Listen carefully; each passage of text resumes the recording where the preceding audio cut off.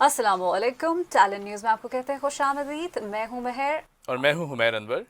I hope कि आप सब लोग खैरियत से होंगे। सुबह बखैर, और उम्मीद करते हैं कि आप लोग कल बहुत ही सुकून से सोए होंगे, क्योंकि कल जो था हुमैर, नेट जो था वो बड़ा ही सुस्त था और अच्छा, लोगों ने हाँ, मोबाइल इधर उधर रख दिए थे अपने। बिल्कुल बिल्कुल ऐसी ही है। इंटरनेट की जो स्पीड थी वो बहुत ही स्लो थी। बिल्कुल। और हमें ये लगा कि बाकी कुछ आज हमारी जो कंपनी सर्विस प्रोवाइडर्स हैं वो शायद अच्छी सर्विस नहीं प्रोवाइड कर रहे हैं या कोई टेक्निकल ग्लिच आया हुआ है, लेकिन पता चला जी पूरे पाकिस्तान में क्या बल्कि पूरे साउथ एशियन रीजन में ही एग्जैक्टली। ये प्रॉब्लम फेस किया जा रहा है, क्योंकि फुजैरा दुबई के पास कहीं जो केबल्स हैं, जो 25,000 फीट लंबी केबल्स हैं वो डैमेज हुई हैं। एग्जैक्टली। और उनमें रप्चर हुआ है, जो कि 40 टेराबाइट की जो सर्विसेज हैं वो इस खित्ते को लाती हैं, हमें स्पीड देती हैं 40 टेराबाइट की, जो कि बहुत बड़ी स्पीड है। बिल्कुल। और एकदम से रप्चर हो जाना, अच्छा, इसके मल्टीपल रीजंस हो सकते हैं महर, बिल्कुल। क्योंकि वाइल्ड लाइफ भी है समंदर के एग्जैक्टली। नीचे, और भी 10,000 फैक्टर्स हैं, फिर पानी का प्रेशर भी है, बिल्कुल, पानी जो का कि जाहिर सी प्रेशर, बात हवा है। का हाँ प्रेशर, बिल्कुल, ये फाइबर जिससे ऑप्टिक बहुत सारी केबल है। चीज़ें हाँ बिल्कुल डिस्टर्ब हो जाती हैं। लेकिन साथ ही साथ अगर हम इसकी मरम्मत की बात करें तो ये कह दिया गया है कि काफ़ी टाइम लग सकता है।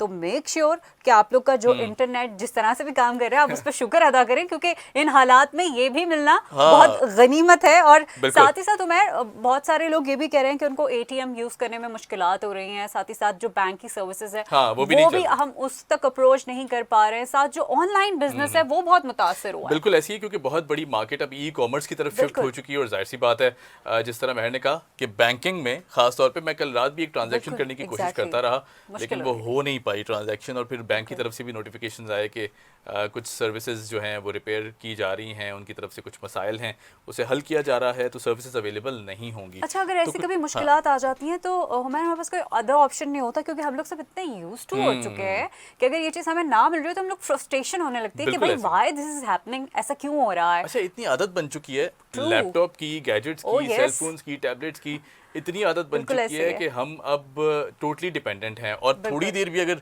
सर्विस में मुअत्तली, अभी कुछ दिन पहले आपको याद होगा कि अभी ट्विटर सर्विसेज मुअत्तल हुई, फिर फेसबुक बिल्कुल सर्विसेज ऐसे ही है। मुअत्तल हुई, सोशल मीडिया बिल्कुल ऐसे ही है। पूरा डाउन हुआ। तो वो जो टाइम था ना, वो गुजारना इतना मुश्किल मुश्किल हो था गया कि था। हम बता नहीं सकते, क्योंकि हर एक एक मिनट के बाद, मैंने अपनी टाइमिंग नोट किया है, एक एक मिनट के बाद आप मोबाइल उठा के चेक करते हैं। ऐसा ही होता है। अब जब आप जिस चीज़ के ज़्यादा यूज टू हो जाते हैं, फिर आप जब वो नहीं मिल रही होती तो हाँ आपको अजीब सी कोई क्रेविंग सी होने लगती है। लेकिन कल एक तारीखी भी दिन था। जी जी, बिल्कुल बच्चे स्कूल गए, बिल्कुल। कितनी मुश्किलों से उठे सुबह, क्या बेचैनी थी उनकी। अच्छा, मैं मेरी कुछ बच्चों से बात हुई तो मैंने कहा भाई हाँ मंडे को बैग तैयार कर लो, स्कूल जाना है। तो दे वर लाइक ऐसा तो नहीं होना चाहिए, अभी तो कोरोना है, अभी अभी ऐसे नहीं होना चाहिए, ऑनलाइन क्लासेस होनी चाहिए। बिल्कुल तो ऐसी है। कल ट्रैफिक भी हाँ बहुत था सुबह के टाइम पर। और कल जो बच्चे मुंह लटका के स्कूल गए हैं और वापस 3 साढ़े 3 बजे काले होकर आए हैं सन टैन हुआ, तो वो एक कल बड़ा अच्छा एक जी जी, सीन था। बिल्कुल। बड़ा अब मुश्किल हो अब रहा अब था रेगुलर बच्चों को स्कूल तो उठना। खुलने चाहिए ना, क्योंकि जाहिर है 2 साल। 2 साल जो है ओह माय वो। गॉड। और मैं ये अक्सर डिस्कस यस। करके परेशान होता हूँ अपने दोस्तों के साथ जिनके छोटे बच्चे हैं।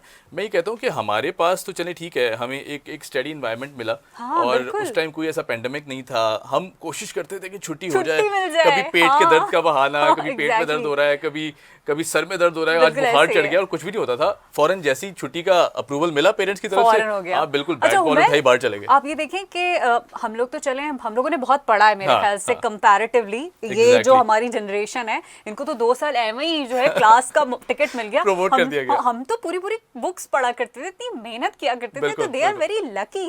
इनफैक्ट 2 साल के बाद अगर स्कूल्स खुल रहे हैं तो बड़ी खुशी खुशी आना चाहिए। लेकिन हमारे कुछ बच्चे अभी भी थोड़ा सा तंग कर रहे हैं चलिए अपने कोई बात नहीं, पेरेंट्स को। छुट्टियां अब प्रैक्टिस हो आगे भी जाएगी। आती रहेंगी, सर्दी की छुट्टियां भी आएंगी और गर्मी की छुट्टियां भी आएंगी।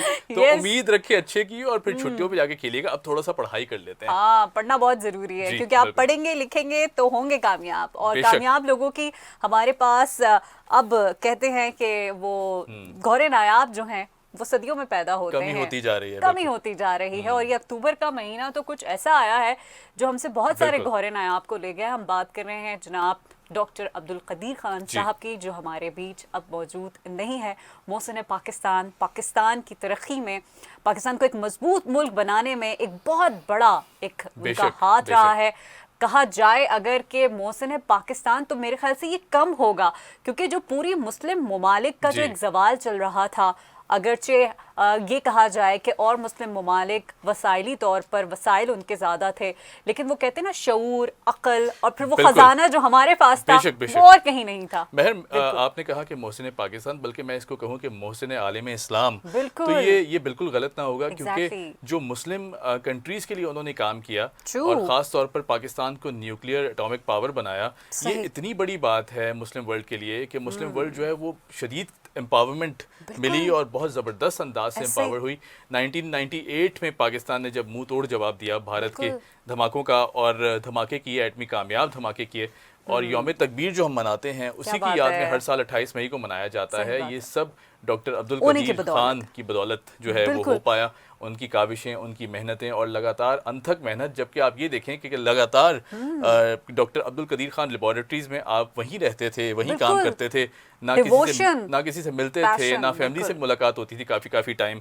ये डिवोशन था आपका, बिल्कुल, और ये exactly। लगन थी कि आपने इस चीज़ को अपनाया, और 1976 में आप पाकिस्तान आए, आपने ये लेबॉरेटरी सेट की, जबकि इन लेबॉरेटरीज़ का नाम इंजीनियरिंग रिसर्च लेबॉरेटरीज़ था। फिर बाद में 1981 में इसका नाम तब्दील किया गया, डॉक्टर अब्दुल कदीर खान साहब के नाम पे रख दिया बिल्कुल गया। ऐसे ही है। और हुमैर, अब तो खैर वो हमारे बीच में नहीं है बेशक। और उनकी हाज़िरी रब्बुल इज़्ज़त की बारगाह जी, में हो गई है, जी। लेकिन उनकी बहुत सारी जो लेगेसी है, उनके जो बहुत सारी डिवोशंस हैं, हम उनका आज जिक्र करेंगे। और अच्छा हुमैर, अगर हम बात करें एटमी बॉम्ब बनाने के लिए, तो माइंड में एक आता है एक बड़ा कोई ज़बरदस्त सा इंसान, स्ट्रॉन्ग सी पर्सनैलिटी, बिल्कुल, बड़ा बिल्कुल। सख्त कड़क सा, लेकिन ऐसा कुछ भी नहीं था।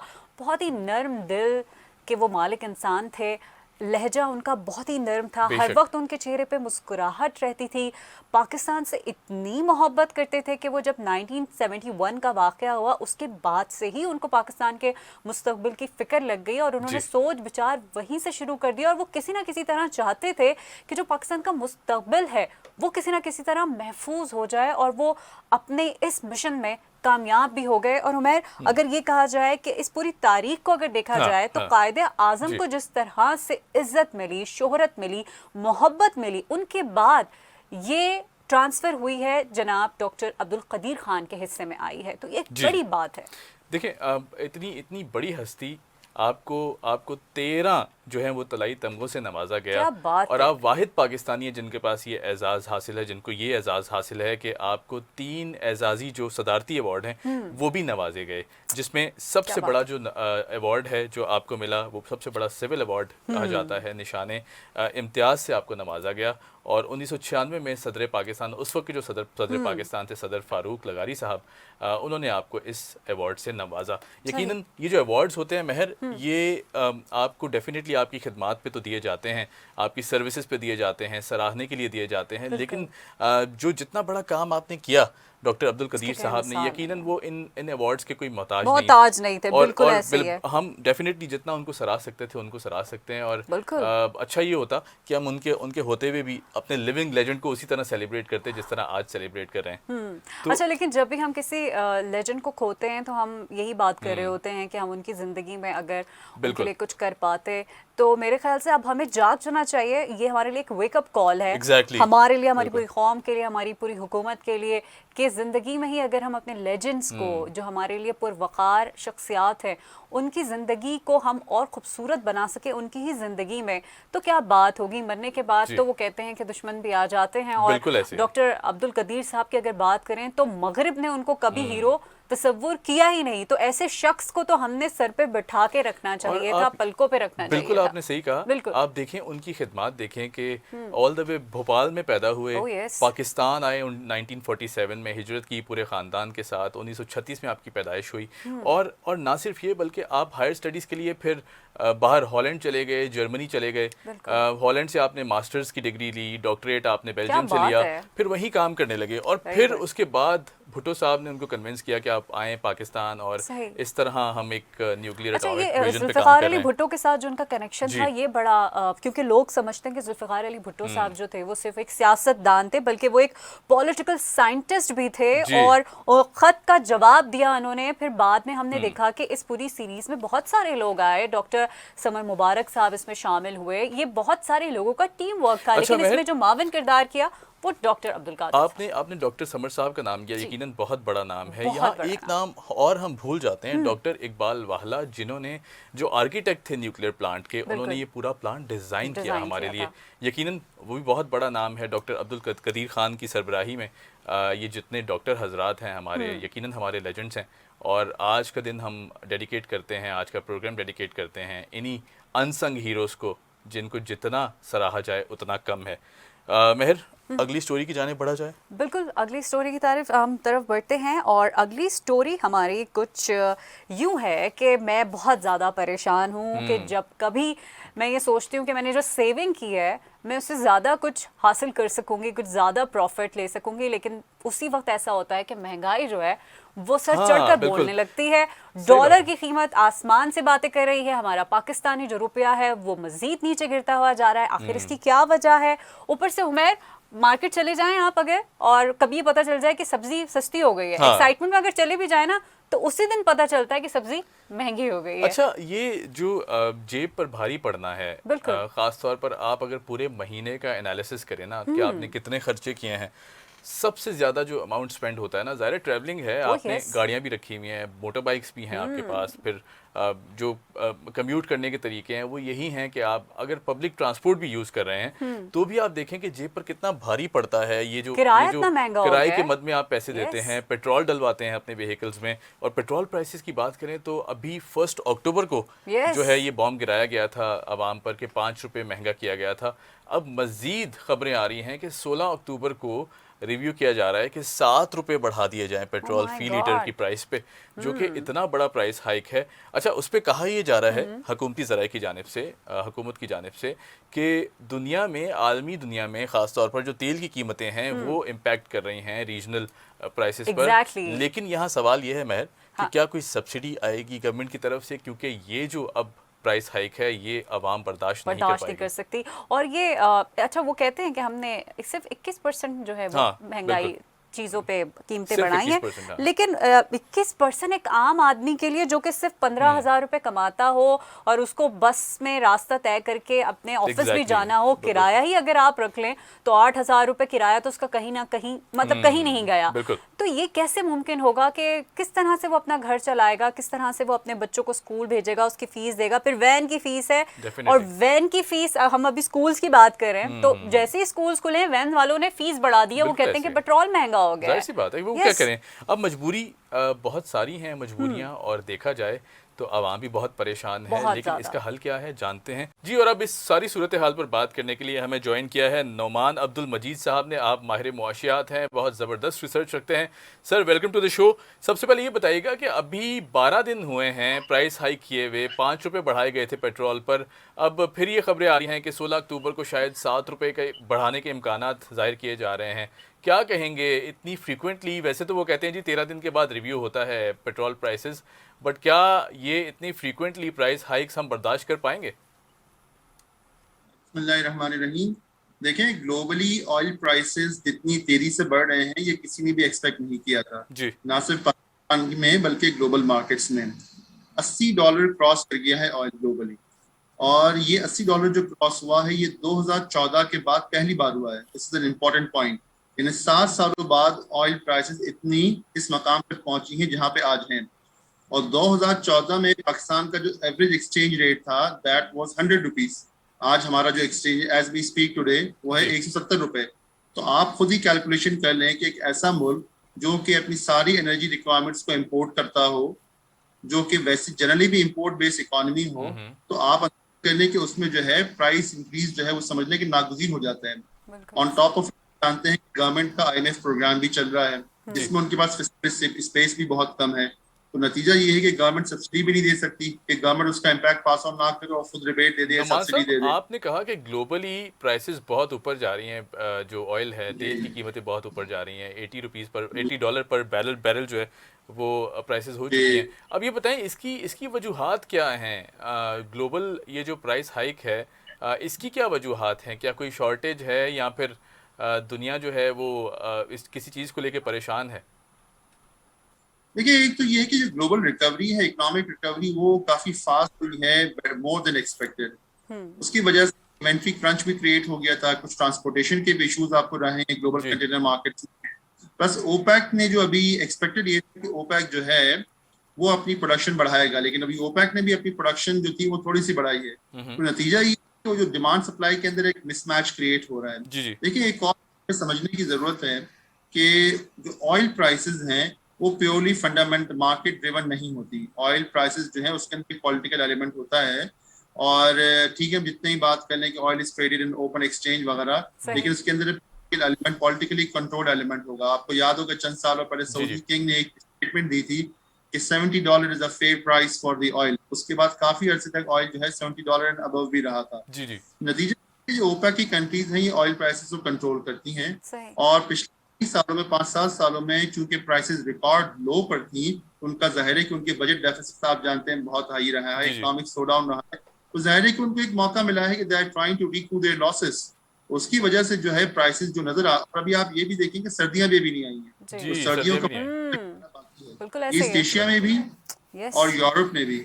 एग्जैक्टली। नतीजा ये निकलेगा उसका नतीजा ये निकलेगा कि इन ऑल लाइकलीहुड प्राइसेस में इंक्रीज फर्दर। यस। अच्छा नुमान साहब, अभी हमने देखा था कि लंदन में भी शॉर्टेज हो गई थी पेट्रोल की, और वहाँ पर भी एक बड़ा मसला खड़ा हो गया था। अच्छा, हमारी हुकूमत महंगाई को कंट्रोल नहीं कर सकी है, जिसकी वजह से आवाम इंतहाई मुश्किलात का शिकार है। वही हम देख रहे हैं कि हुकूमत के जो मुख्तलिफ रहनुमा हैं, कल तरीन साहब जो है वो कुछ मशवरे दे रहे थे। उन्होंने कहा कि दरामद के फैसले अगर वक्त पर हो जाते तो ये मुश्किलात नहीं खड़ी होती। देखें जो इन्फ्लेशन है उसके बहुत सारे फैक्टर्स होते हैं। एक तो आपका एक्सचेंज रेट है, ग्लोबल एनर्जी प्राइसेस हैं, आपकी मॉनेटरी पॉलिसी है, आपका डिमांड एंड सप्लाई गैप है, फिर आपके एडमिनिस्ट्रेटिव कंट्रोल्स हैं।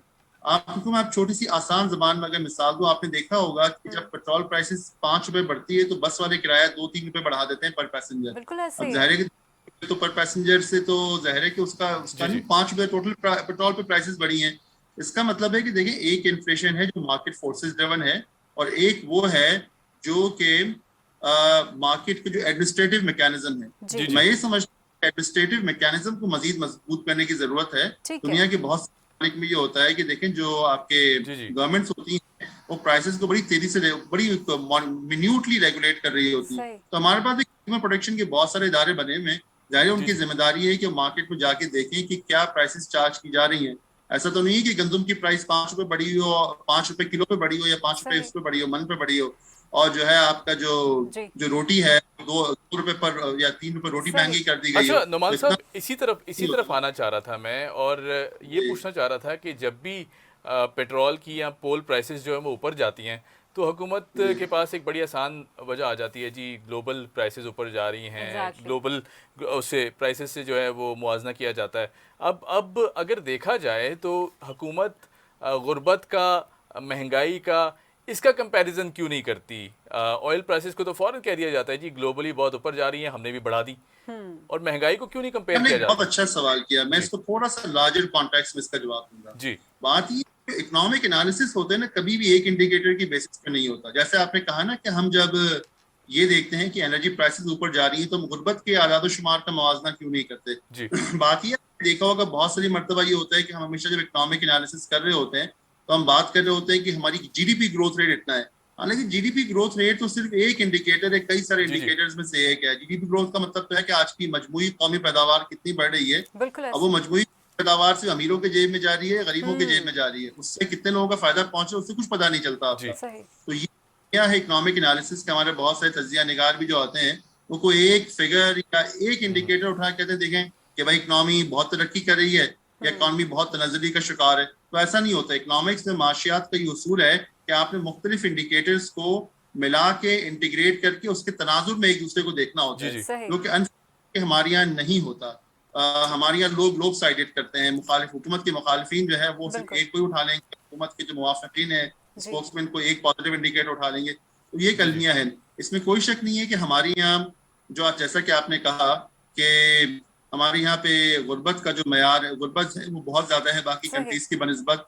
और एक और भी कि चले हमने लास्ट ईयर ऑल्दो के 8 अरब डॉलर की एग्री इंपोर्ट्स की थी, लेकिन उसके बावजूद किसी न किसी हद तक तो हम एग्री प्रोड्यूसिंग कंट्री हैं। तो जाहिर है कि अगर जो हम एग्री के प्रोड्यूस में जाएंगे तो बहुत सारी चीजें होती हैं। उसका जो भी परसेंटेज ऑफ कॉस्ट बनता है एनर्जी प्राइसेस से, उसका एसेंशियल प्राइसेस पे इतना इम्पैक्ट नहीं होना चाहिए। बिल्कुल मैं इस पे एक ये फिगर आपको कोट करूंगा कि अभी स्टेट बैंक ने जो अपना मॉनेटरी पॉलिसी स्टेटमेंट जी उसके साथ जो स्टैटिस्टिकल बुलेटिन शाया किया था, जी जी उसमें तकरीबन जो एसपीआई है आपका जो कोर इन्फ्लेशन तो 8-9% के आसपास है, लेकिन जो आपका एसपीआई सेंसिटिव प्राइस इंडेक्स है, यानी वो उन अशिया का इंडेक्स जो कि आम आदमी की जरूरी और बुनियादी जरूरियाती जिंदगी से ताल्लुक रखती है, वो सही तकरीबन 16-18% के आसपास था। बिल्कुल अच्छा इसका मतलब जी जी कि जो बेसिक कमोडिटीज हैं और 16-18% की रेंज में उसका इन्फ्लेशन चल रहा है। सही अब अंदाजा करें, इतना तो ग्लोबल एनर्जी प्राइसेस भी नहीं बढ़ रही, क्या इतना तो हमारा एक्सचेंज रेट भी डिप्रिशिएट नहीं हो रहा। जी इसका जी मतलब है कि कहीं ना कहीं मार्केट मैनिपुलेशन है, बिल्कुल ऐसे समबडी इज पीपल। अच्छा तो ये नुमान जो नुमान साहब, अगर हम किसी भी मुल्क की बात करते हैं और उसकी जी मईशत की बात करते हैं, तो मईशत उसके लिए रीढ़ की हड्डी की हैसियत रखती है। जी और मजदूर जो है वो कहते हैं कि अगर ये मईशत मुतासर होती है, महंगाई बढ़ती है, तो मजदूर की कमर टूटती है। अमीर उसी जी तरह अपना जो लाइफस्टाइल है वो कैरी करता है, लेकिन गरीब जो है वो सफरिंग पोजीशन में आ जाता है। ये सारी स्ट्रैटेजीज बनाते हुए या जितने भी फ्लॉज आते हैं, अप्स एंड डाउन्स आते हैं, गरीब को कंसिडर नहीं किया जाता क्या इस पूरे प्लान में? देखिए, कम से कम मैं इमरान खान साहब से भी एक्सपेक्ट नहीं करता कि उन्होंने गरीब को कंसिडर नहीं किया होगा, जी क्योंकि फिलैंथ्रोपिस्ट पूरी जिंदगी उन्होंने जो है सोशल वेलफेयर सोशल वर्क में गुजारी है। और जैसे कि वो अपने इंटरव्यूज में कहते भी रहे हैं कि मेरी टॉप प्रायोरिटी इन्फ्लेशन कंट्रोल है, तो उनकी जाती तौर पर तो उनसे एक्सपेक्ट नहीं किया जा सकता। अब जाहिर है कि it has to reflect in the policy making कि आप गरीब को मद्देनजर रखते हुए देखिए, अलमिया क्या है, पाकिस्तान का मसला क्या है कि पाकिस्तान इनकम गैप बहुत ज्यादा है, अमीर अब बहुत अमीर है, गरीब बहुत गरीब है। और नतीजा ये निकलता है कि जैसे हम रुपी डेप्रिसिएशन की भी बात करते हैं, तो होता ये है कि जैसे ही आपकी इकोनॉमी में थोड़ा मोमेंटम क्रिएट होता है, ग्रोथ क्रिएट होती है, उसके नतीजे में जो अपसाइड डिमांड है ना, जो टॉप टियर डिमांड है, जो कि इंपोर्टेड गुड्स लग्जरी गुड्स पे बेस्ड है, वो बढ़ जाती है। जब वो बढ़ती है तो आपकी इंपोर्ट्स बढ़ जाती है, इंपोर्ट्स बढ़ती है तो आपका रुपी नीचे जाना शुरू हो जाता है। और जब रुपी नीचे जाता है तो सबसे ज्यादा सफर कौन करता है? गरीब आदमी करता गरीब है। आदमी करता है। ऑटोमेटिक कि जब रुपया डिप्रिशिएट होगा तो आपकी एनर्जी भी महंगी होगी, आपकी जो बुनियादी अशिया खुर्दनोश है वो भी महंगी होगी। तो ये एक पाकिस्तान की सोसाइटी का ना एलिटिस्ट इकोनॉमी कि अब हमें ये फैसला करना होगा कि भाई क्या हम अमीर लोगों की अय्याशी के लिए कब तक हम गरीब लोगों का बेड़ा गर्क करते रहेंगे, कब तक उनके लिए मुश्किलात पैदा करते रहेंगे। अब उसके लिए जाहिर है कि जब अगर हमने बहसियत कौम तरक्की करनी है, अगर हमने इस बात को इंश्योर करना है कि हमारा सिर्फ एक तबका तरक्की ना करे, एक तबका अय्याशी ना करे, सर, लेकिन तो एक तबका जो है वो बहुत स्ट्रगल टाइम गुजार रहा है, वो है मिडिल क्लास। ये सारा जो बोझ है ना वो मिडिल क्लास पे गिर जाता है। अब वो अपनी बका की जंग लड़ते लड़ते एक ऐसा टाइम आता है कि वो फेडअप हो जाता है, कहता है मैं किस तरफ जाऊं, या तो मैं बहुत नीचे आ जाता हूँ या मैं ऊपर जाने के लिए कोई और सहारा अपनाता हूँ। देखिए, इसी से माशरे में क्राइम्स भी बढ़ते हैं, सोशल डिस्पैरिटीज भी बढ़ती हैं, इसी से माशरे में बदअखलाकी भी बढ़ती है, बहुत सारी चीजें, इससे माशरे में इजाफा होता है कि मिडिल क्लास सफेद पोश तबका जो जिंदगी के साथ गुजारता है, और एक ऐसे मुल्क में जहाँ पे आपको स्कूल के पैसे भी खुद देने हैं, आपने हेल्थ भी खुद खरीदनी है, आपने बसाओ का सिक्योरिटी भी खुद खरीदनी है, पब्लिक ट्रांसपोर्ट भी अवेलेबल नहीं तो आपने छोटी सी गाड़ी या बाइक भी रखनी है, ठीक है ना जी। तो एक ऐसा मिडिल क्लास सबका, और स्पेशली वो तनख्वाहदार है तो टैक्स भी पूरा पे करना है। तो जाहिर है ऐसा बंदा तो, और उस टैक्स से बदले में बिल कुछ भी नहीं रहा, उस जाहिर है कि ये तो बुरे तरीके से वो मिडिल रहा ही नहीं ना। और सर, उस पे जो बिल्स पे जो टैक्स लगकर आ जाता है, जो बिल्स पे टैक्स लगकर आ रहा है, बिजली के बिल पे टैक्स आ रहा है, गैस के बिल पर आ रहा है, सर उसका बोझ भी आवाम पर डाल दिया जाता है, तो वो किस खाते में जा रहा है? बस वो जो है, अब ये एक हमारी एक तल्ख हकीकत है हमारे माशरे की, कि जिस आप देखेंगे 18 और 1900s में जिन दिनों इंग्लैंड को हम कहते हैं बहुत बूम पड़ता, तो वहां पे भी किस्म की डिस्पैरिटीज जो है अपने उरूज पर थी। और यही वो जमाना था जब सोशलिस्ट और कम्युनिस्ट तहरीकें चली थी कि एक तरफ मजदूर जो है, वो अल्लामा इकबाल का शेर ना कि लनन खुदा के हुजूर में कि तो कादिर और आदिल है मगर तेरे जहां में सख्त बंदा मजदूर के औकात। तो इसी वक्त बड़ा मशहूर हुआ था कि खुदा के बंदों के हालात जो हैं, बंदे मजदूर के खास औकात बहुत मुश्किल है इस दुनिया के अंदर। और अभी तक ऐसा कोई मैकेनिज्म, ऐसा कोई सिस्टम, हाँ एक जो कुछ चीजें जो अच्छी नजर आती हैं हमें जो इसको मिटिगेट करने के लिए, वो जैसे हेल्थ कार्ड का इनिशिएटिव आया कि एक बहुत बड़ा मसला जो एक आम आदमी के लिए, मिडिल क्लास के लिए हेल्थ है। तो जिस तरह केपीके में हेल्थ कार्ड को इनिशिएट पूरे केपीके में लॉन्च कर दिया गया, अब पंजाब में भी लॉन्च किया जा रहा है, करते हैं कि सिंध में भी ऐसा कोई इनिशिएटिव आएगा। उससे फायदा ये होगा कि कम से कम अगर हेल्थ कवर अवेलेबल है तो कोई गरीब इसलिए नहीं मर जाएगा कि उसके पास जिंदगी बचाने के लिए हॉस्पिटल में देने के पैसे नहीं होंगे। अच्छा नवाज साहब, जी नवाज साहब ये बताइएगा कि ये तो हमने गरीब की बात की, अब अगर किसान की बात कर लें, क्योंकि ज़ाहिर है ज़रूरी मुल्क है बिल्कुल। और ज़्यादातर हिस्सा जो है वो ज़राअत पे डिपेंड करता है, एग्रीकल्चरल कंट्री माना जाता है पाकिस्तान को। अब पेट्रोल प्राइसेस की वजह से किसान पहले ही ये शिकायत करता दिखाई देता है कि सड़कें नहीं हैं, उनके जो अनाज हैं, ख़ासतौर पे गंदम है, आटा है और भी बहुत सारी चीज़ें हैं, जो कॉटन क्रॉप्स हैं जो ख़राब हो जाते हैं पड़े पड़े, उस तरह कम्यूट नहीं किए जाते, सड़कें नहीं हैं। अब उसके ऊपर अगर पेट्रोल प्राइसेस भी इस तरह प्राइस हाइक किया जाएगा, मुनाफा पहले ही नहीं है किसान को, तो क्या समझते हैं, किसान मज़ीद परेशान नहीं हो जाएंगे? और ये जो ज़रूरी मुल्क है इसको ज़राअत को ख़तरा नहीं होता दिखाई देता? देखिए, पहली चीज तो ये है कि गवर्नमेंट ने काफी प्राइस बेनिफिट पास ऑन किया है किसानों को पिछले 1-2 सालों के अंदर। जी आपको याद होगा कि प्राइस भी बढ़ाई गई थी। जी जी जहाँ बिल्कुल। तक मुनाफा के, आई थिंक किसान तो is well taken care of. मुनाफे की ठीक है, कॉस्ट ऑफ प्रोडक्शन बढ़ी है, उससे इनकार नहीं है, लेकिन जो जो आपका जो मुनाफा है, और गवर्नमेंट ने प्राइस इंक्रीज भी काफी पास ऑन किया है किसानों को एनकरेज करने के लिए। जहां तक दूसरा ताल्लुक है इंफ्रास्ट्रक्चर का, देखिए ये एक बहुत बड़ा इशू है पाकिस्तान का। जी ऐसा कि मैंने भी फिक्र की थी कि डिस्पाइट द फैक्ट कि हम एक एग्री कंट्री हैं, $8 अरब का हमने लास्ट ईयर फूड इंपोर्ट्स किया है, $8 जी जी अरब का, जो कि पाकिस्तान किसी तरीके से मुताबिल ही नहीं हो सकता। इसका मतलब है कि हमारी जो हम अपने आप को जो एक फर्ज करते हैं, एज्यूम करते हैं कि वेर फूड सिक्योर कंट्री या फूड सिक्योरिटी हमने अचीव कर ली है और वी आर एग्री कंट्री, ये हमारा एक इल्यूजन है, ये हकीकत नहीं है कि इसका मतलब है कि वी आर नॉट जी फूड जी सिक्योर कंट्री। तो और तीसरी चीज ये है कि जहां तक आपने इंफ्रास्ट्रक्चर की बात की, देखिए 30 to 40% of the food and vegetable आपका जो है वो जाया हो जाता है रास्ते के अंदर। जी जी अब आप देखें चीज अगर मार्केट में पहुंच जाए और इसका इसका ऐसा मैकेनिज्म मौजूद हो कि आरटीज मार्केट को मैनिपुलेट ना कर। देखिए, अब तो ये बात पब्लिकली ये सबको पता है लेकिन नुमान कि साहब, एक नुमान साहब, आपने कहा कि 30 to 40% जो है वो हमारे अनाज, खासतौर पे फ्रूट जिनमें है वो ख़राब हो जाते हैं, सब्जियां भी। लेकिन यहाँ पे सवाल ये है कि चलिए ठीक है, ये तो एक फैक्टर है कि जिसे हमें एड्रेस करते हुए काफ़ी टाइम हो गया और हम उस तरह सड़कें भी नहीं दे पा रहे किसान को, और उस तरह एक इंफ्रास्ट्रक्चर भी डेवलप नहीं कर पा रहे। मैं ख़ास तौर पे पेट्रोल प्राइसेस के बॉम की बात कर रहा हूँ। अब ज़ाहिर है डेफिनेटली हर चीज़ पे इम्पैक्ट करती है ना ये चीज़। यूरिया की प्राइसेस बढ़ जाएंगी, फिर उसके बाद और भी बहुत सारी खाद है, फिर केमिकल्स केमिकल्स हैं, हैं। बहुत सारी चीज़ें इससे इस इंडस्ट्री से जुड़ी हुई है ना। अब इसको किस तरह देखते हैं? ज़ाहिर है हर चीज़ बढ़ेगी तो किसान तो परेशान होगा। देखिए, मैं इसको यूं देखता हूं कि मैंने भी सेंसिटिव प्राइस इंडेक्स का आपको बताया था कि जी 18% या 17% के आसपास तकरीबन चल रहा है। तो आपको ये अंदाजा हो जाएगा कि जब ऑयल प्राइसेस $60-70 की रेंज में थी और ये रेट था, और जिस वक्त हमारा एक्सचेंज रेट 150 के आसपास था, तो अब जबकि एक्सचेंज रेट 170 के आसपास है जी और आपका जो है वो ऑयल प्राइसेस $80 क्रॉस कर रही हैं, और शायद एक फोरकास्ट ये भी है कि शायद $100 पे भी चली जाए। अच्छा। उससे अंदाजा जाहिर है कि आपकी एनर्जी प्राइसेस बढ़ेंगी और इसका इम्पैक्ट फूड पे, किसान पे, हर किसी पे आएगा। देखिए, पूरी सप्लाई चेन है ना। जी जी अब जाहिर है गवर्नमेंट डिपेंड करता है कि वो कितना बेनिफिट पास ऑन करती है किसान को इन टर्म्स ऑफ, तो जाहिर है गवर्नमेंट ने बैलेंस करना है। एक तरफ इस बात को श्योर करना है कि आपकी एग्री प्रोडक्शन भी इफेक्ट ना हो, ये ना हो कि आपके स्पेशल कमोडिटीज लोग कहें कि इसमें तो मुनाफा ही नहीं है, मैं क्यों जी उगाऊं इसको।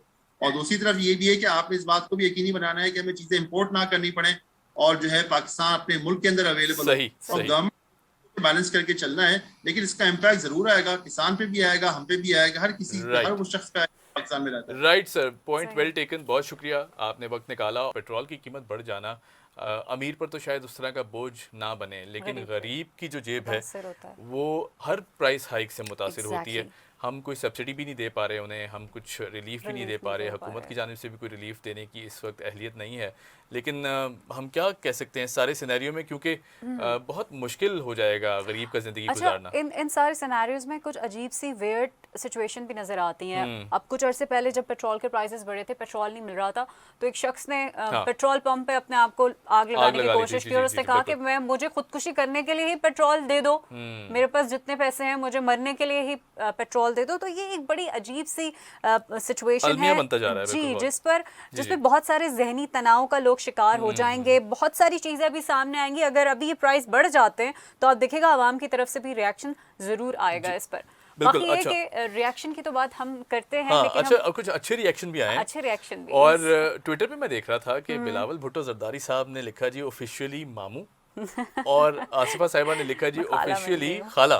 तो ये जो खुशी होती है ना That was so मामू और cute. खाला बनने हाँ, की, that हाँ, was so cute. बिल्कुल, ये बहुत अच्छी खुशी होती है। और ये खासतौर पर घर में पहला बच्चा जब आता है ना खानदान में, अपनी फैमिली में, डायरेक्ट Yes. फैमिली में, उसकी तो एक्साइटमेंट ही अलग होती है। अच्छा, सबसे सबसे अच्छा पता है मुझे क्या लगा ट्विटर पे ना, लोग बेनज़ीर भुट्टो साहबा को मुबारकबाद दे रहे थे हाँ। कि बीबी आपको मुबारक हो, आपको नवासे की नानी मुबारकबाद, नानी गए। बन गई आप। बेशक, बेशक। तो बड़ा स्वीट जेस्चर था हमारी आवाम की तरफ से, और जो बीबी से मोहब्बत करते हैं बेनज़ीर भुट्टो साहिबा से, उनकी अकीदत मोहब्बत देख रहे थे कि आज भी जिंदा है और लोग उनको इतना याद रखते हैं और और उनकी महर, खुशी में शामिल हैं। ये पॉलिटिकल फैमिलीज हम देखते हैं कि जाहिर सी बात है पॉलिटिक्स में हर वक्त चहलकदमी रहती है, इधर Exactly, चहल पहल हाँ। का माहौल रहता Oh, है, yes. बहुत उतार चढ़ाव भी होते हैं, लेकिन आप ये भी देखें कि कहीं फैमिलीज को भी उस तरह कहीं ना कहीं थोड़ी बहुत एक खबर आ जाती है कि जिस तरह फैमिली बॉन्ड्स हमें भी दिखाई देते हैं कि किस तरह के फैमिली बॉन्ड्स हैं। Obviously, और family जाहिर है- values तो हर घर में हैं, exactly, चाहे वो ये जो bonds political हैं, ground में, हाँ, ये इतने exactly. खूबसूरत हैं कि जब हम पॉलिटिकल फैमिलीज में देखते हैं ना किस तरह अच्छा कोई लगता है। बेटा पैदा हुआ है, बेटी Oh, पैदा yes, हुई है, तो बिल्कुल। यकीनन ये बहुत ज़बरदस्त और बहुत एक्साइटमेंट होती है। और जो फॉलोअर्स हैं हाँ। पॉलिटिकल पार्टीज के, वो भी बहुत खुश हैं। अब तो पीपल्स पार्टी के फॉलोअर्स बहुत खुश हैं। अच्छा, चलिए जी, सबको मुबारक हो। हाँ, सबको बिल्कुल। मुबारक हो। और इससे भी एक और बड़ी खबर, रबीउल अव्वल का महीना बेशक, हमारे दरमियान बेशक, है, बेशक। और अभी तो रबीउल अव्वल की सेलिब्रेशन बाकी है। अभी सड़कें सजी हुई हम जी, देखेंगे, जी। बुलंद इमारतों को हम सजा हुआ देखेंगे, चिरागा होगा। बेशक। अच्छा, लेकिन क्योंकि रबीउल अव्वल का महीना हम सबके लिए एक रहमत का महीना है, बेशक, अज़मत के ताज़ीम के काबिल है, बिल्कुल, बिल्कुल, हुकूमत बेशक। की सतह पर भी बहुत सारे इंतजामात सामने आए हैं। नेशनल कमांड एंड ऑपरेशन जी। सेंटर ने कल एक इजलास किया जिसमें बहुत ही ज़रूरी ऐलानात किए हुमैर, जिसमें जी। बोला है कि भाई जितनी भी रैलियां हाँ निकलेंगी जी। हुकूमत की तरफ से, जिनके पास मंजूर शुदा इजाज़तनामा है, बस बेशक, वही बेशक। रैलियां निकालेंगे।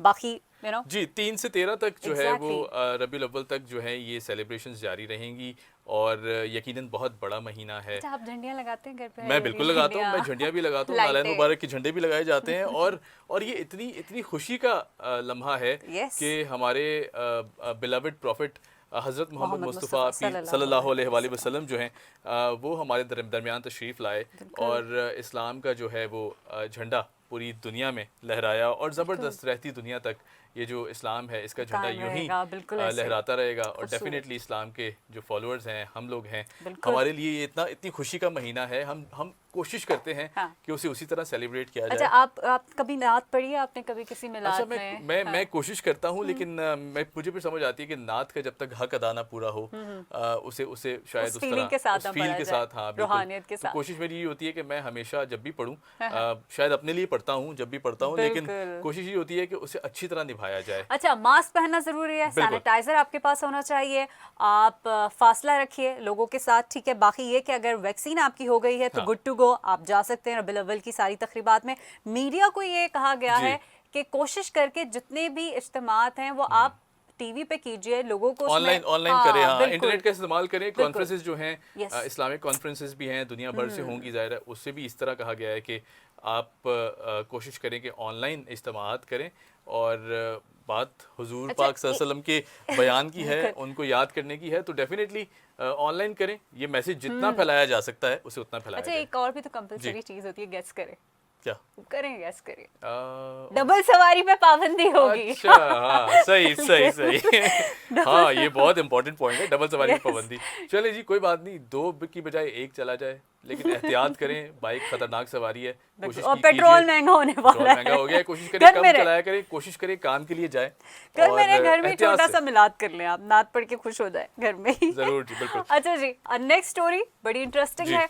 कुछ लोग जो होते हैं वो खुदावंद की तरफ से बड़े ही बासलाहियत होते हैं, उनके हाथों में कुछ ऐसे शाहकार होते हैं, कुछ ऐसा हुनर होता है जो अजूबे क्रिएट करते हैं। आपके हाथों में क्या हुनर है? मेरे हाथ में क्या है? नहीं, हुनर की बात हो रही है। हुनर क्या है? मैं अच्छा कुक कर सकती हूँ खाना। यस। अच्छा, कुकिंग हुनर है? हाँ बिल्कुल, भाई, टेस्ट। कुकिंग तो एक ग्लोबल फिनोमेना है ना। देखिए, लिसन, हुनर बताएं, ग्लोबल फिनोमेना को अच्छा डिस्कस ना, करें। Listen to me. हाँ जी। खाना तो सभी बना लेते हैं, लेकिन जो खाने में जो टेस्ट होता है ना, वो किसी किसी अच्छा, के हाथ में ये होता तो है। हम खा के पता चलेगा, वैसे अभी तक खिलाया कितनी नहीं है दफा कुछ। खा चुके हैं, झूठ बोल रहे हैं ये अभी। इतनी दफा खा चुके हैं, बल्कि आपकी टर्न है ना।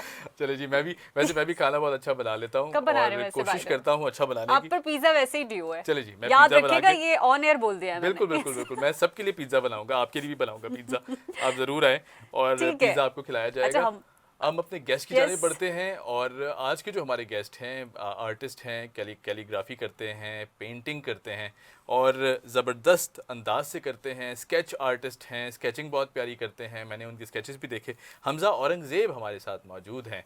Hamza, welcome to the show, कैसे हैं आप?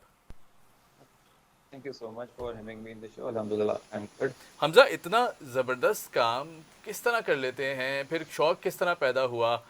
स्केचिंग करना बहुत मुश्किल काम है, जो एक्सप्रेशंस हैं, जो चेहरे को उतारना कैनवस के ऊपर, फिर मुश्किल काम है उन बहुत। एक्सप्रेशंस को उतारना कैनवस के ऊपर, कैसे बहुत कर लेते मुश्किल। हैं आप ये? बस जिस चीज़ का आपको शौक हो, दिल से जो चीज़ आए, कोई उसमें आपको मुश्किल मेरा ख्याल है नहीं आती। उसमें मेरा बचपन का शायद शौक था जो कहीं ना कहीं मुझ में छुपा हुआ था, जो इन डेज में मैंने डिस्कवर किया है। जी। कोविड डेज में मेरे पास काफ़ी टाइम था, क्योंकि वर्क फ्रॉम होम चल रहा था, तो मैं पूरी पूरी रात इस पे अपनी प्रैक्टिस करता था। तो अल्लाह ने का कुछ ऐसा किया कि हाथ में मेरी डेली बेसिस पे कुछ ऐसी सफाई आ गई कि मैं खुद उस पे देख के परेशान हो गया। क्या बात है। अच्छा हमजा, और बस दरियाफ्त किस तरह किया? टैलेंट तो हर शख्स में कहीं ना कहीं छुपा हुआ होता है, और अल्लाह ताला ने हर शख्स को किसी ना किसी टैलेंट से नवाजा है। ट्रू। लेकिन उसे दरियाफ्त करना, उसे एक्सप्लोर करना, हमारे अंदर ही टैलेंट होता है, हमें मालूम नहीं होता। हम कभी घबराहट का शिकार होते हैं, झिझकिचाहट होती है। बल्कि कुछ आसपास के हाँ लोग भी आपको हेल्प करते हैं कि हाँ, भाई exactly you can exactly, do this very बिल्कुल वेल बिल्कुल। किस एंड यू तरह डन। आपने यस। ये एनालाइज किया कि मुझ में ये फन है? जी जी, मुझे अगर देखें तो by by profession, sorry, I am chartered accountant and I am working plus ज़बरदस्त। Honda company as manager right. Finance. लेकिन ये शौक जो मेरा था, ये बचपन का शौक था। और फिर पढ़ाई मेरी कुछ इस तरह जी की जी। थी कि उसको मैं टाइम अपने इस शौक को नहीं दे पाया, हम्म। काफ़ी मुश्किल मेरे एग्जाम वगैरह होते थे, फिर ट्रेनिंग जॉब वगैरह। अच्छा। लेकिन कहीं कहीं मुझे शौक था इसका। मैं हम्म। मतलब मुझे लगता था कि यार सही। आप मेरा मतलब इस मेरा माइंडसेट था इस साइड पे जाने का, ठीक सही। है। शुरू से ही था। तो बस मैंने ये भी कोविड डेज आए तो वैसे सही। हमजा तो पेंसिल पूछते अच्छा। हैं, कुछ हाँ। आर्टिकल वगैरह सबसे कुछ पहला मेरे स्केच। पास एकदम हाँ। घर में थी टूल, फिर मैंने करके टूल प्रैक्टिस वगैरह ऐसे शुरू कर दी। सही। और तो अल्लाह का शुक्र है, काफ़ी इम्प्रूवमेंट आई अल्लाह की और तरफ से तो काफ़ी आप लोगों को बहुत ही जब मैंने ब्लेस्ड हैं। दिखाया। कल बिल्कुल। जब आपसे मेरी बात हो रही थी तो ये मुझे कह रहे थे कि आप ना हम्म। मतलब मैं चाहता हूँ, तो मैंने कहा आपके चाहने से कुछ नहीं होना, उन्होंने चाह दिया है। हाँ बेशक। ये बेशक। आप यस, आपकी चाहत तो जो थी वो कबूल हो गई, अब वो उनकी चाहत बन गई है। बेशक। अच्छा हमसे मुझे ये बताएं कि आपके आसपास कोई आपकी कोई पेंटिंग रखी है जो आप हमें दिखा सकें, उसके बारे में बता सकें कि क्या सोचकर बनाई ये थी? ये पीछे लगा हुई है, ये भी मेरी ही बनी हुई है। अच्छा। ये मैंने एक मीनार बनाया कैनवस पे। खूबसूरत और बहुत। उसके अलावा बाकी बहुत प्यारा। बाकी मेरी गैलरी गैलरी में रखी हुई है, वो जी इस जी। टाइम मेरे पास अवेलेबल नहीं है। सही। और कुछ अच्छा हमजा, इंटरव्यूज वगैरह पहला, हुए हैं मेरे। हमजा हर जब भी कोई काम करते हैं ना, तो पहला स्टेप लेना बड़ा मुश्किल होता है।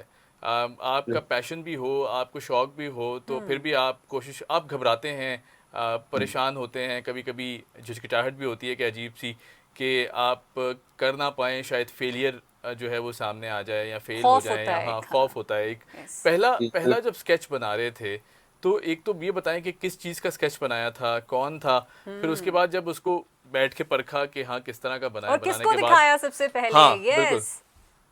मेरे फादर जो हैं मेरे लिए हमेशा मेरी सोर्स क्या ऑफ बात है। इंस्पिरेशन रहे हैं। फादर सबके लिए और सोर्स ऑफ इंस्पिरेशन होते हैं जी, बिल्कुल। उनकी पिक्चर देखें, अगर ये पीछे पिक्चर लगी हुई है फादर की है, माशाल्लाह। फादर भी मेरे बड़े आर्टिस्ट हैं, बाय शौक से ही हैं। जी तो जी। पहला मैंने जो बनाया था वो मैंने जर्मन शेफर्ड डॉग की एक स्पीशीज होती है रेयर अच्छा। किस्म की, जी उसका जी। स्केच बनाया था। और डेफिनेटली मैंने अपने फादर को दिखाया तो उन्हें बड़ा पसंद आया। सही। उसके बाद फिर मैंने पोर्ट्रेट बनाए हॉलीवुड एक्टर के, टॉम क्रूज का बनाया, जेसन स्टेथम का बनाया, रॉक का बनाया। तो मैं बनाने के बाद जब मैं देखता था कि यार हमजा, इज दैट यू, तो मैं खुद परेशान होता था यार कि अल्लाह मुझसे क्या करवाना चाह रहा है। क्या ज़बरदस्त बात इतनी है। सफाई, ज़बरदस्त। इस तरह से फिर अच्छा वो हमजा, कुछ चीज़ें हमजा फिर ये वायरल हो बताएं कि गई। जब जब जब स्केच बना लिए, और फिर वैसे दोस्त यार भी पॉजिटिव रोल भी प्ले करते हैं और नेगेटिव रोल भी जो है वो दोस्त यार ही प्ले करते हैं, जब दोस्तों को दिखाया तो उनके क्या तासुरात थे?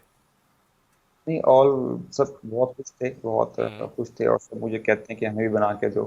सपोर्टिव हैं, अल्लाह का शुक्र है, फरमाइश। एनवायरनमेंट इज फरमाइशी गुड। प्रोग्राम शुरू हो और गया होगा। फैमिली अच्छा हमसा मुझे बिल्कुल आप ये बताएं, क्योंकि आप कैलीग्राफी करते हाँ। हैं, आप अल्लाह के नाम लिखते हैं बहुत खूबसूरत क्या बात है। अंदाज में। वो एक ऐसा खूबसूरत अंदाज है जो एक हम सब नहीं लिख सकते वैसा। हमें हमें नहीं मालूम उस तरह से किस तरह से लिखा जाएगा। क्या फीलिंग्स होती हैं जब आप अल्लाह का नाम लिखते और हैं? बहुत और मुश्किल आर्ट बहुत है। मुश्किल आर्ट है हाँ। ये। क्या फीलिंग होती है, ज़रा एक्सप्रेस करें। और जो लोग कैलीग्राफी करना चाहते हैं, क्या कोई स्पिरिचुअल कनेक्शन बनाना पड़ता है पहले मैं उसके करना लिए? चाहता हूँ कैलीग्राफी। बिल्कुल बिल्कुल बिल्कुल। कैलीग्राफी जो है वो डिफरेंट टाइम, हम्म। एक डिफरेंट शायद डिफरेंट लाइन है आपकी इस पोर्ट्रेट वगैरह से। डेफिनेटली आप में थोड़ा बहुत अगर स्पिरिचुअल एलिमेंट है तो कहीं ना कहीं होता है, तो अल्लाह आपको खुद ही सच पे आपको ले आता है। क्या और बात उसकी है। फील, उसका जो फ्लो है बनाने का, वो खुद ही आप जो बनाने वाला होता है वो बिल्कुल नाकाबिले बयान है, वो उसको खुद ही वो में फील कर सकते हैं।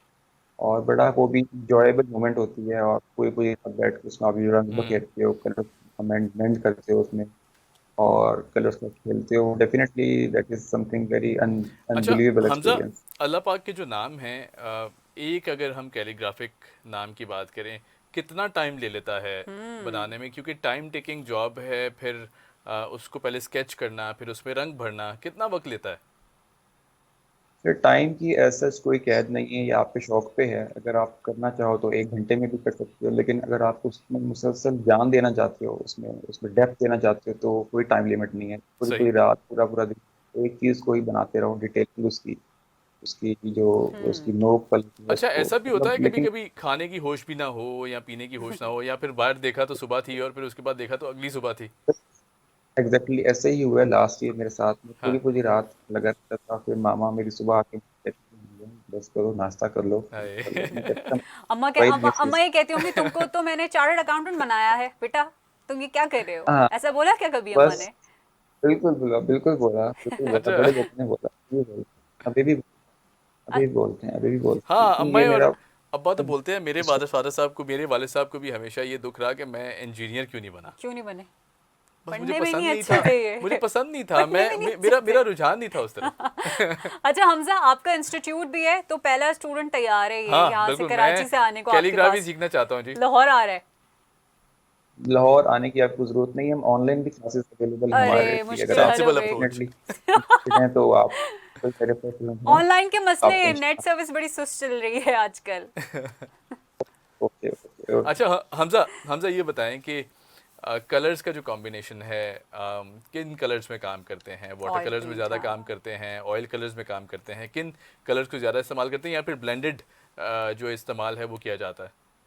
ज़्यादा शौक जो सर जी मेरा है वो ग्रेफाइट में है, चारकोल में है, पेस्टल्स में है, क्रेयॉन्स में है।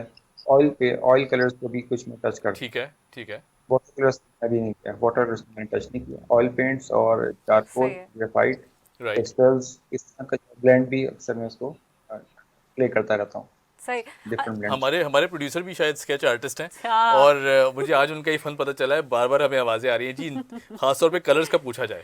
हाँ। अच्छा अच्छा हमजा, आप मुझे ये बताइए कि जब आपने, क्योंकि मेरे ख्याल से हर बच्चा पेंटर होता है शुरू से ही, हाँ, क्योंकि जब वो, मुसव्विर होता है, हाँ बिल्कुल। हाँ, जब वो लिखना पढ़ना सीखता है ना, तो सबसे पहले कलर पेंसिल उठाता है और एक बुक उठाता है और उसमें कलर भरना शुरू कर देता है।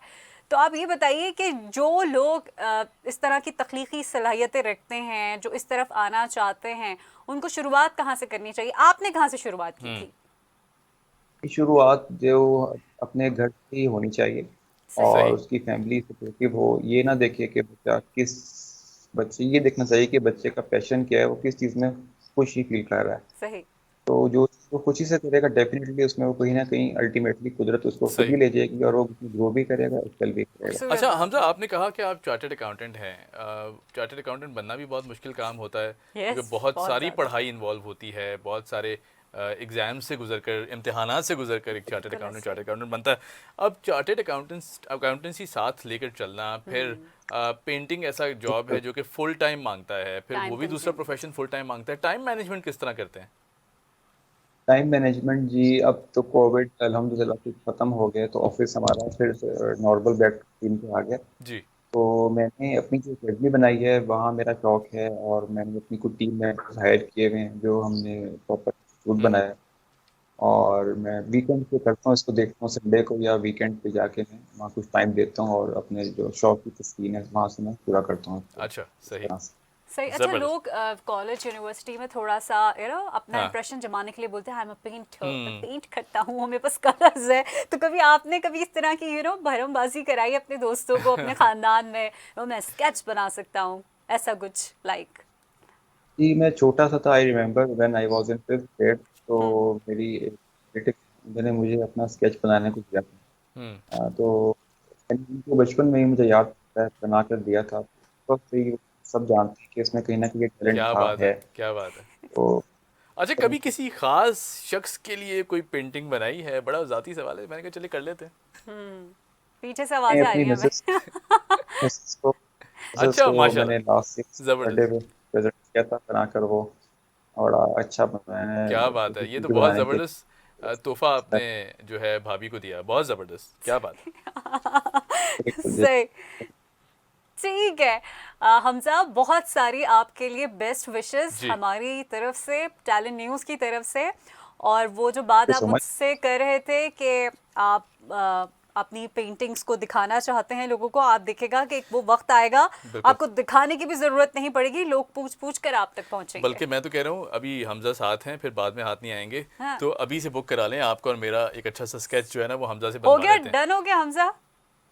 डेफिनेटली डेफिनेटली ज़बरदस्त Hamza, thank you thank so you so much. Much Hamza. अल्लाह आपको इसी तरह कामयाबियां अता करता रहे। बहुत शुक्रिया, आपने हमें ज्वाइन किया। सो और जब थैंक्स। बात होती है ना आर्ट की, तो हर इंसान के अंदर कोई ना कोई आर्ट छुपा हुआ है, कोई कोई अच्छा, मैं यहाँ देख रही हूँ हाँ। हुमैर जो है ना हर वक्त यूं करते रहते, पेपर्स पे बड़ी शक्लें बनाते रहते हैं। वो पेपर कभी आपको दिखाएंगे। बिल्कुल बिल्कुल, ज़रूर ज़रूर। बहुत सी कैलीग्राफी मैं शो के दौरान ही कर लेता हूँ, ठीक है। और महर भी कुछ लिखती हैं, बहरहाल कुछ डब्बे मुझे नजर आ रहे हैं। कुछ तो ये आर्टिस्ट जो है ना हर इंसान के अंदर मौजूद है। सही। इसी के साथ जी ऐसी तो सीखता है इंसान। बिल्कुल, इजाज़त ली डब्बे बना जाए, के। इजाज़त ली जाए। बिल्कुल बिल्कुल, आपसे इजाजत लेंगे इस दुआ हाँ। के साथ कि आप जहाँ रहें खुश रहें, अपने आसपास के लोगों का बहुत ख्याल रहें, बिल्कुल। शादो आबाद रहें और अपनी लाइफ भरपूर तरीके से गुजारे। इसी के जी। साथ मुझे महर को और मुझे हुमैर को दीजिए इजाज़त। देखते रहिए टी मॉर्निंग, और आपसे मुलाकात होगी कल। देखते रहिए इंशाल्लाह। Talent news. खुदा हाफिज़। खुदा हाफिज़।